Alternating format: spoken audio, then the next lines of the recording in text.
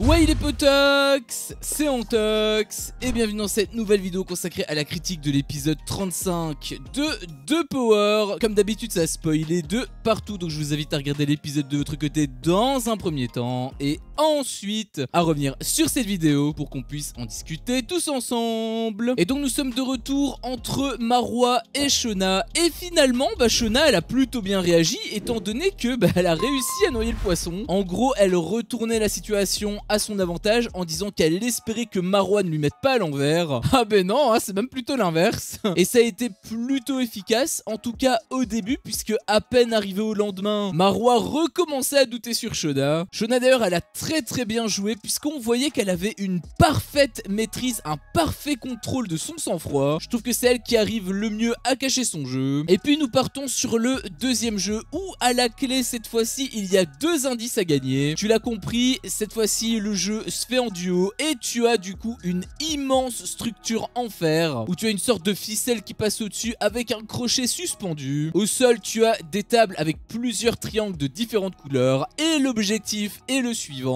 Ils ont des fumigènes de différentes couleurs et ils vont donc devoir récupérer les triangles correspondants. Ça se fait au tour par tour et ils ont 2 minutes pour récolter le maximum de triangles. La première équipe à passer était Eddie et Kumba et comme d'habitude on les a pas vus. Alors du coup j'aimerais ouvrir une petite parenthèse parce que en effet j'avais très mal compris le truc. En gros je pensais qu'ils spoilaient uniquement ce qui se passait dans cet épisode, mais en fait c'est carrément toute l'histoire des bleus qui est racontée. Et en fait ils vont faire ça pour chacun. Alors j'ai été un petit peu perturbé, je dois quand même le reconnaître, parce que c'est la première fois que je vois ça en fait, tout simplement. J'y suis pas habitué. Par contre même si je me suis trompé, je trouve que c'est quand même une très mauvaise idée parce que je sens qu'il va y avoir des doublons. Bah oui, par exemple là, bon certes tu as Eddie et Kumba qui sont d'un côté, mais tu as également les autres couleurs qui sont mélangées. Par exemple tu as Nicolas qui est avec Marwa et tu as Gab qui est avec Shona. Donc ça veut dire quoi? Ça veut dire que quand on va passer au vert, on va suivre exactement la même épreuve. Et même concernant Eddie et Kumba, au final on s'en fout de leur score puisqu'on sait qui a gagné de toute manière. En fait j'ai pas pensé à ça parce que pour moi c'est une très mauvaise idée de base, donc je pensais pas qu'ils allaient faire un truc ainsi. Mais bon au final ils ont voulu choisir cette narration, donc on va avoir probablement du copier-coller. Ah ça va bien étirer en longueur hein. Après j'ai une deuxième théorie, soit c'est pour justement augmenter artificiellement la durée de vie de l'émission, soit c'est peut-être parce que, et c'est un petit peu ce que je crains d'ailleurs, on a commencé avec Marwa et Shona, comme par hasard la meilleure enquêtrice. À côté tu as Kumba, bon est-ce que c'est la pire enquêtrice, je sais pas, mais on va dire que ça volait pas très haut. Et à ses côtés t'as Gabriel, j'ai un petit peu peur que en fait c'était totalement vide et du coup qu'ils vont faire une sorte d'épisode avec les deux en un. En plus comme on a vu toutes les épreuves, on connaît déjà le résultat de tout le monde, donc ça ne sert absolument à rien. Parce que oui, on connaît également le résultat des rouges sur cette épreuve. Donc pour moi l'idée n'a absolument aucun intérêt, mais à voir, peut-être qu'une petite surprise s'y cache. Je te spoil, j'y crois pas trop. Donc le score des rouges à battre est 4. Ça va vraiment manquer d'intérêt hein. Il y a quelques petits passages qui m'ont quand même fait un petit peu rire, notamment quand Marwa s'était trompée de couleur. En gros c'était la couleur rouge et elle avait dit que c'était rose. Alors pour sa défense, je pensais que c'était rose aussi.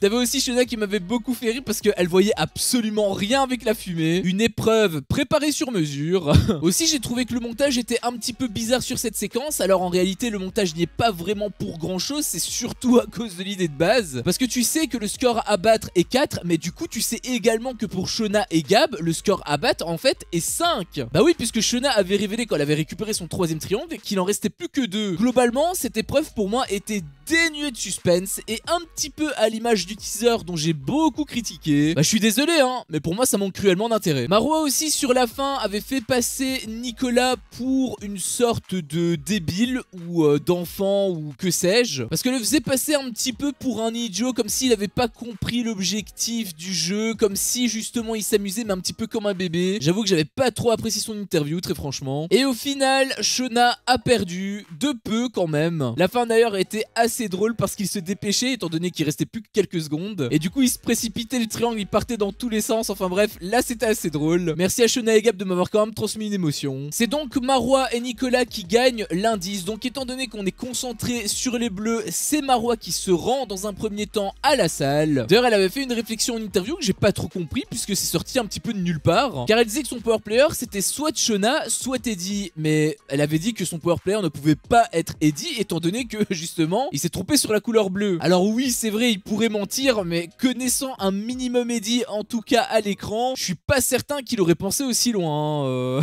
Enfin bref, l'indice était une guitare. Et pourquoi une guitare? Eh bien la voix nous apprend que en fait ça fait référence directement à un tatouage. En gros, je te la refais, tu as des indices avec des palettes de couleurs qui te font penser directement à d'autres candidats alors qu'en fait ça n'a rien à voir avec eux. Tu as un autre indice qui te fait référence à un chat qui est posé tranquillement sur son canapé. Tu as même un indice là avec les chiffres, la 98, où tu devais littéralement décoder le bordel. Et là tu as directement un indice qui est collé sur ta peau. Elle s'est pas du tout fait entuber en tout cas. Bref, Marois enquête et commence par Eddie. Elle voulait jouer sur la confiance, sauf que Eddie ne voulait pas. D'ailleurs ça m'a plutôt plu cette séquence, parce que à la base je pensais que c'était l'inverse. Bon, elle a quand même demandé à Eddie s'il était bleu. Dans tous les cas, il savait même pas que c'était cette couleur.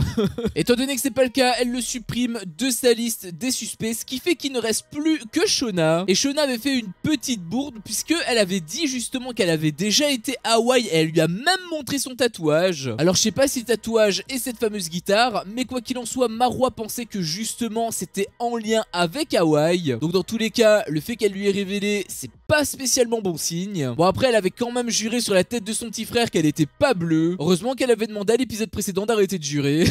Puis il y a un truc un petit peu particulier puisqu'il s'agit d'un dîner. Alors ça m'a pas trop plu puisque t'as la voix qui te fait monter un petit peu la sauce en te disant qu'il y avait une mauvaise nouvelle. Et en réalité, la mauvaise nouvelle, bah c'est juste que c'est le dernier dîner ensemble. Ils tirent vraiment bien en longueur ces derniers épisodes, hein, je trouve. Bon, après la table était quand même belle. Les candidats en ont fait vraiment des caisses, je trouve. Mais bon, ça allait, c'était quand même sympa. Ils pouvaient donc manger leur plat préféré et avoir la réaction de Nico, ça devait pas être fameux.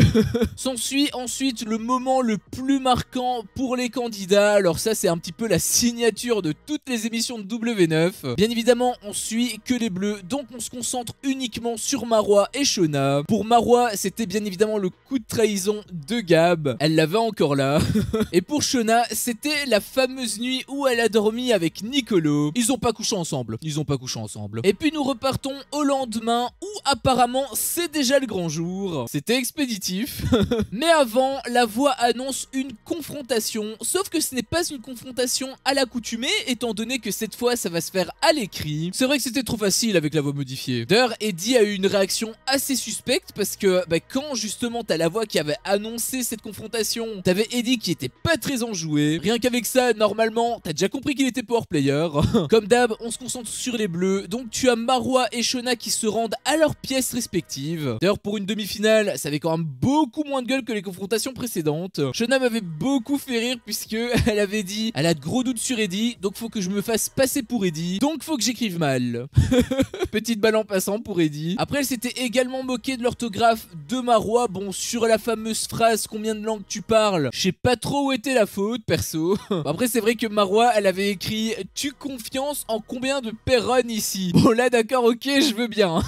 Bref, elle discute et Shona, forcément pour noyer le poisson, elle se faisait passer pour quelqu'un d'autre. Alors après, elle se faisait passer pour une personne qui n'était pas dans la maison parce que absolument aucune personne parlait ainsi. Elle utilisait des termes style lolilol, etc. Après, elle a quand même été très maligne parce que elle devait dire seule et elle l'a écrit au masculin. Ça avait pas échappé à Marois d'ailleurs. Bon, au final, c'est un 50-50 entre Eddie et Shona. Ça n'a absolument rien changé. Et tout va donc se jouer maintenant à la cérémonie de la révélation. Après un petit récapitulatif des règles, parce que bon, on est trop con quand même. Donc tous les joueurs entrent, les cibles ont déjà voté, et après avoir essoré chaque seconde de cet épisode pour vraiment les tirer au maximum, on va enfin avoir le fin mot de cette histoire. Cliffhanger. Bon, en réalité, je suis médisant parce que les jeux de lumière étaient quand même sympas. Nicolas aurait été jaloux. Et la cérémonie se fait en deux temps. Tout d'abord, le rôle de chacun qui est révélé à tout le monde. Chaque joueur a des lumières qui s'allument à leurs pieds pour révéler leur rôle. Bon, après, ça cassait pas trois pattes à un canard, hein. C'était juste des vieux tubes LED. Ça faisait un petit peu cheap, même, je trouvais. Et puis vient la vraie révélation avec la stèle de la vérité. Marois donc monte, dévoile son rôle à tout le monde et la personne qu'elle pense être le power player va s'afficher à l'écran juste à côté. Et donc la personne qu'elle a votée est Bah on le saura lundi bien évidemment. On s'y attendait pas du tout. Bref, c'était mon avis sur cet épisode. Un épisode qui était quand même sympa en termes d'éléments. Bon, le suspense qu'ils essaient de générer est quand même plutôt prenant. Mais par contre, j'avoue que quant à la voix qui recommence à rappeler les règles pour la 4e fois en l'espace de 2 épisodes, là en effet ça commence à être un petit peu redondant. Ça casse le rythme tout simplement. Au final, l'idée des 3 histoires pourrait être intéressante, sauf que le truc c'est qu'on a déjà les résultats de certains jeux. Alors du coup on va pouvoir savoir ce qu'ils pensent, notamment donc grâce aux interviews. Mais hormis rallonger la durée de vie de l'émission, je vois pas du tout c'est quoi l'intérêt. Ils auraient très bien pu faire un déroulement traditionnel. Et bien évidemment, on devait s'y attendre. On est vendredi, donc il va falloir attendre tout le week-end. Ils ont